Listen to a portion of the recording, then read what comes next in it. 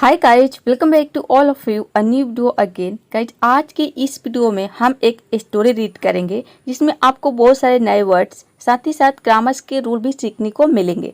तो चलिए वीडियो को स्टार्ट करते हैं। तो देखिए, जो स्टोरी का टाइटल है वो है अ स्मॉल बॉय। स्मॉल का मतलब होता है छोटा, अ मीन्स एक छोटा लड़का। अब देखते हैं कि कहानी क्या है। यस्टरडे, यस्टरडे का मतलब होता है बीता हुआ कल। आई हैड स्टॉप्ड यानी कि मैंने रुका था। आई हैड स्टॉप्ड, ये जो सेंटेंस है ये पास्ट इंडेफिनिट का सेंटेंस है, पास्ट परफेक्ट का सेंटेंस है, क्योंकि इसमें हैड के बाद वर्ब के थर्ड फॉर्म लगा है। कहाँ रुका था?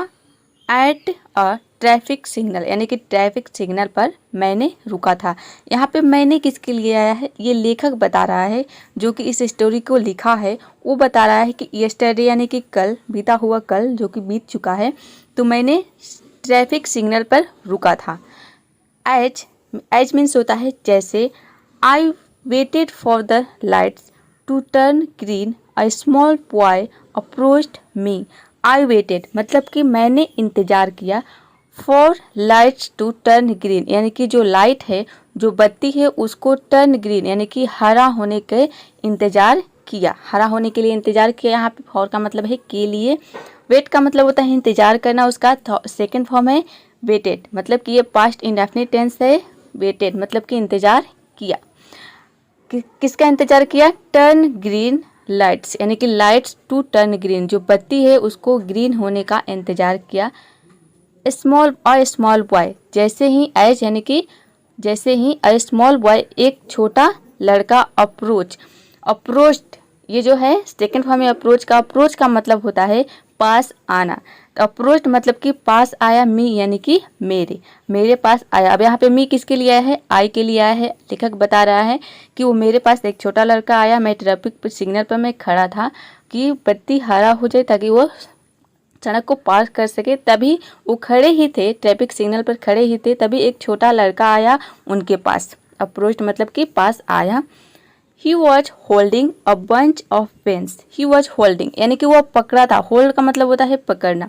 वो पकड़ा था, क्या पकड़ा था? A bunch of pens. bunch का मतलब होता है गुच्छा, of pens यानी कि कलम। उसने कलम की एक गुच्छा पकड़ा था, in his hand अपने हाथ में। He asked me, उसने मुझसे कहा। यहाँ पे ask का मतलब है कहना, asked मतलब कि कहा। ask का तीन मतलब होता है, एक होता है asked for जो कि फ्रेजल वर्ब है, जिसका मतलब होता है पूछना, और यहाँ पे ये ask का मतलब है कहा, asked। और दूसरा जो होता है ask मतलब मांगना भी होता है, ask। तो देखिए, यहाँ पे ask का मतलब है कहा, मी यानी कि मुझसे कहा उसने। ही किसके लिए आया है? लड़के के लिए आया है।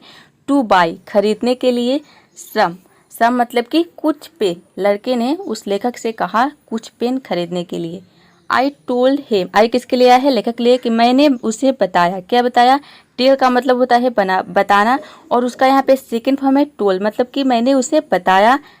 आई डिडंट एनी, अब यहाँ पे देखिए जो एनी दिया है, स्टोरी में एनी ही दिया है, तो यहाँ पे एनी नहीं हो सकता, यहाँ पे इट हो सकता है या फिर पेन हो सकता है। आई डिडंट नीड पेन मतलब कि मुझे पेन की ज़रूरत नहीं है, या फिर आई डिडंट नीड इट, मुझे इसकी ज़रूरत नहीं है। लेखक ने बताया कि मुझे पेन की ज़रूरत नहीं है।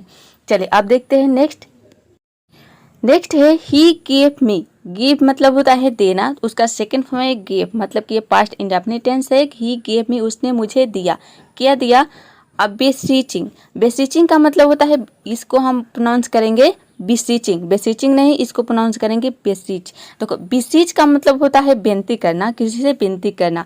बेसीचिंग लुक मतलब कि वो विनती, जैसे कि हम किसी से विनती करते हैं, वैसे लुक में उसने क्या कहा? एक्सप्लेनिंग मतलब कि समझाया, एक्सप्लेन किया। क्या एक्सप्लेन किया? दैट कि दे वर वेरी चीप, कि वे बहुत सस्ते हैं। उसने बताया कि उसका जो पेन है वो बहुत सस्ते है। The boy had a sweet innocent face. The boy had यानी कि लड़के के पास था, क्या था? स्वीट इनोसेंस, इनोसेंट का मतलब होता है निर्दोष, मासूम। फेस मतलब चेहरा, उसका जो चेहरा था वो बिल्कुल ही मासूम था, स्वीट था। एंड और लुक्ड टायर, और वह दिखता था कैसा? लुक्ड मतलब कि दिखता था, टायर मतलब कि थका हुआ। ऑफ ट्राइंग, ऑफ ट्राइंग मतलब कि कोशिश करते करते क्या? टू सेल हिज पेन, अपने कलम को बेचने की, टू सेल मतलब कि बेचने की कोशिश करते करते वह टायर्ड थका हुआ दिखता था। आई हैड सीन, मैंने देखा था। आई हैड सीन, ये भी जो सेंटेंस है ये पास्ट परफेक्ट का है। सी का मतलब होता है देखना, उसका थर्ड फॉर्म है सीन, मतलब कि मैंने देखा था है यानी कि उसे। Going to others, going to others का मतलब होता है दूसरों के पास जाना। गो का मतलब होता है जाना, यहाँ पे गोइंग टू अदर्स का मतलब होता है दूसरों। उसने, लेखक बता रहा है कि मैंने उसे दूसरों के पास जाना देखा था, जाते हुए देखा था। बट लेकिन नो वन, नो वन का मतलब होता है कोई नहीं। बॉट मतलब कि खरीदा, कोई नहीं खरीदा। एनी ऑफ हिज पेन्स, यानी कि उसके पेन को कोई नहीं खरीदा। बाय का मतलब होता है खरीदना, उसका यहाँ पे सेकंड फॉर्म है बॉट, मतलब कि ये भी पास्ट इंडेफिनिट टेंस है। स्टोरी ज़्यादातर आपको पास्ट इंडेफिनिट टेंस में ही मिलता है, तो यहाँ पे इसका मतलब है कि उसने उसको, उस पेन को कोई नहीं खरीदा। ये लेखक बता रहे हैं कि मैंने देखा था कि उसने कोई, गोइंग टू अदर्स यानी कि वो दूसरों के पास जाते हुए देखे थे कि, बट दूसरों के पास वो गया था लड़का, लेकिन उसके पेन को कोई नहीं खरीदा। चलिए अब देखते हैं नेक्स्ट। आई हैड सीन, यहाँ तक तो आपने समझ लिया। आई हैड सीन मतलब कि मैंने देखा था, हेम यानी कि उसे, गोइंग टू अदर्स दूसरों के पास जाते हुए, बट लेकिन, नो वन, नो वन मतलब कोई नहीं, बॉट यानी कि खरीदा, एनी ऑफ हिज पेन यानी कि उसके पेन में से कोई भी पेन, उस जो दूसरे के पास गया लड़का, कोई नहीं खरीदा। अब देखिए यहाँ पे मैंने फिर से इस लाइन को दोबारा में पढ़ा, तो इससे आपको समझ में आ रहा होगा कि जब हम एक ही चीज़ को दोबारा रिपीट करते हैं तो हमें चीज़ें ज़्यादा समझ में आती है। तो इससे आपको क्या पता चलता है कि कोई भी चीज़ याद करने के लिए आपको 2-3 बार उसको रिवाइज करने की ज़रूरत पड़ती है, एक बार में आप याद नहीं कर सकते। तो एक बार में यदि आपको वीडियो समझ में ना आए या फिर स्टोरी समझ में ना आए, वर्ड्स याद ना हो, तो आप 2-3 बार वीडियो को देख सकते हैं, या उसके बाद आपको खुद से पढ़ने की कोशिश करनी, यानी कि बिना देखे। चलिए अब आगे देखते हैं। माई फ्रेंड यानी कि मेरा मित्र, हु वॉज विथ मी, जो कि मेरे साथ था। हु का यहाँ पे मतलब है जो, वॉज विथ मी यानी कि मेरे साथ था। सजेस्टेड, उसने सजेस्ट किया। सजेस्ट का मतलब है कि सलाह दिया। क्या सलाह दिया? टू गिव यानी कि देने की, सम मनी कुछ पैसे। वो लेखक बता रहे हैं कि मेरा मित्र जो कि मेरे पास बैठा था, उसने मुझे कुछ पैसे देने का सलाह दिया, टू द बॉय यानी कि लड़के को। सो इसलिए, ही वुडंट, उसने क्यों सलाह दिया? ही वुडंट बॉदर अस, ताकि, यहाँ पे सो का मतलब है कि उसने इसलिए सलाह दिया ताकि वो जो लड़का है वो परेशान ना कर सके। वुडंट बॉदर, बॉदर का मतलब होता है परेशान करना, वुडंट यानी कि नहीं कर सके, ताकि वो उसे परेशान न कर सके। अस यानी कि हमें। I did give him money, मैंने उसे पैसे दिया। By buying two of his pens, यानी कि लेखक बता रहे हैं कि मैंने उसे पैसे दिया by buying two pen of his, by two of his pens, यानी कि उसके पेन में से 2 पेन खरीदने के लिए, जो पेन लिया था उसमें से 2 पेन खरीदने के लिए मैंने पैसा दिया। लेखक बता रहे हैं कि मैंने उसे 2 पेन खरीदा। 2 पेन खरीदने के लिए जो 2 पेन की कीमत होती है, लेखक ने उसे उस 2 पेन को खरीदने का कीमत दिया। चलिए अब देखते हैं नेक्स्ट। इंग्लिश पढ़ना और लिखना नहीं आता है। यदि आपको इंग्लिश पढ़ना और लिखना नहीं आता है तो आपको जाना है चैनल के प्लेलिस्ट में, वहाँ पे आप देखेंगे कि 0 से इंग्लिश पढ़ना और लिखना सीखे। वहाँ पे आपको 31 क्लासेज मिल जाएंगे, बिल्कुल फुल कोर्स कराया गया है। यदि आपने उन 31 वीडियो को देख लिया तो आपको इंग्लिश पढ़ना और लिखना बहुत ही आसानी से आ जाएगा, बिल्कुल 0 से आपको बताया गया है।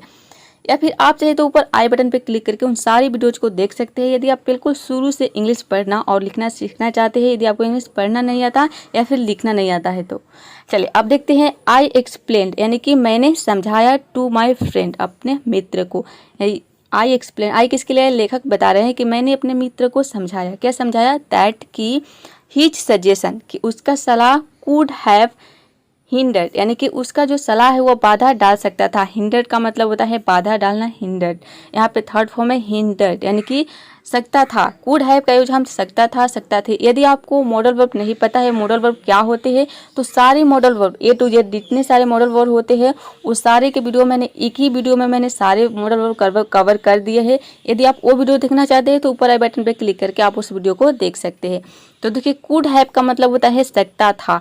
कोई काम आप पास्ट में कर सकता था, यानी कि कोई काम कर सकते थे।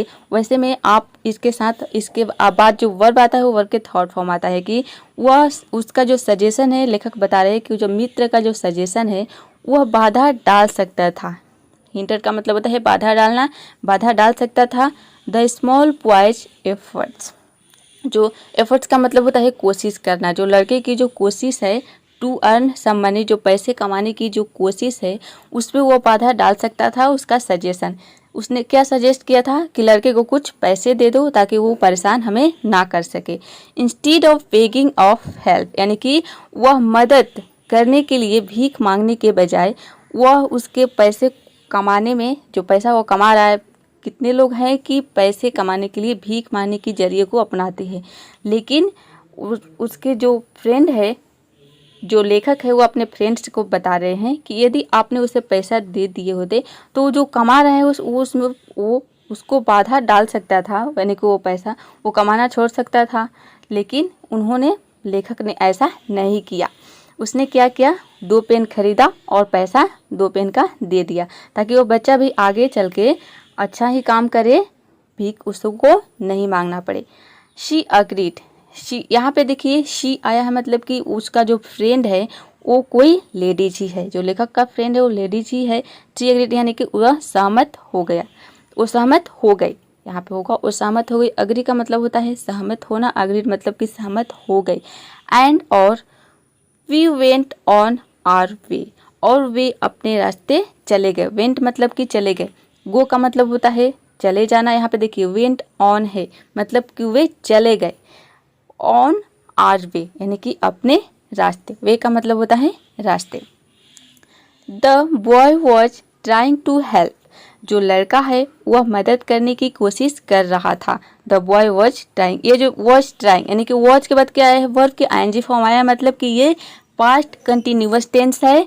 लड़का जो है वो कोशिश कर रहा था, क्या कर रहा था, टू हेल्प, मदद करने की, हिज फैमिली, अपने परिवार की, बाई डूइंग यानी कि करके, क्या करके, बाई डूइंग समथिंग, कुछ करके, वह कुछ करके अपने फैमिली को मदद करने की कोशिश कर रहा था।